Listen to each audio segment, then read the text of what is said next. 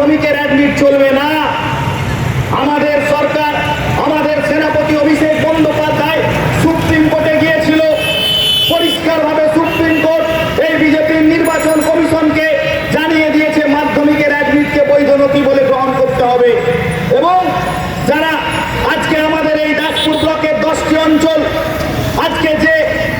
আজকে ধর্মা থেকে আসবে, আজকে চন্দনগড় থেকে আসবে, সুপা পুরসুরি থেকে আসবে, আজকে বিভিন্ন এলাকা থেকে যারা আসছে, আজকে আমাদের ব্লক থেকে তাদের 29, 30, 35 কিলোমিটার দূরে তাদেরকে আজকে বয়স্ক মানুষকে হেনস্থা করা হচ্ছে।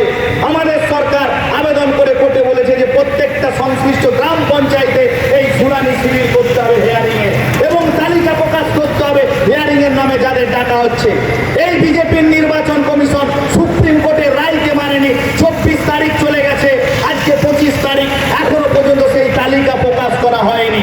যারা নাকি বলে তারা নাকি আজকে গণতন্ত্র মানে। আমি এলাকার মানুষকে বলবো, আজকে আপনাদের সামনে এই বিজেপি বিভিন্নভাবে ফন্দি ফিকির করে যাচ্ছে। আজকে বিজেপির পতাকা তলে যখন কোন সাধারণ নাগরিক যাচ্ছে না, তারা তখন ধর্মের পতাকাকে বেছে নিয়ে মানুষকে ধর্মের আজকে জুজু দেখাচ্ছে। ধর্ম পবিত্র জিনিস, মন্দিরে মসজিদে গির্জায় তুলসী তলায় থাকবে। ধর্ম মানে মানুষকে মানবতার দিকটা বোঝাবে।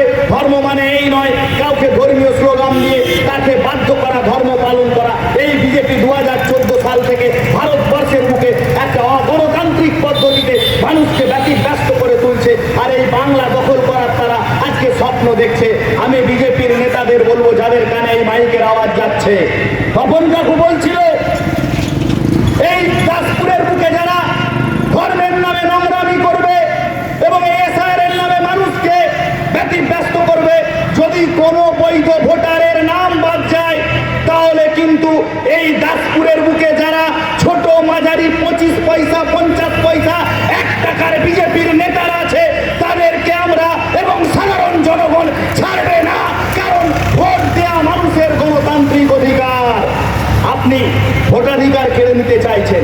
আমরা তো বলছি না তৃণমূল কংগ্রেসকেই ভোট দিতে হবে, কিন্তু মানুষ তার পছন্দের প্রতীককে ভোট দেবে। আপনাকে কে অধিকার দিয়েছে এই ভোটার লিস্ট থেকে ভোটারদের নাম কাটার কৌশল করা? ধর্মে ধর্মে বিভাজন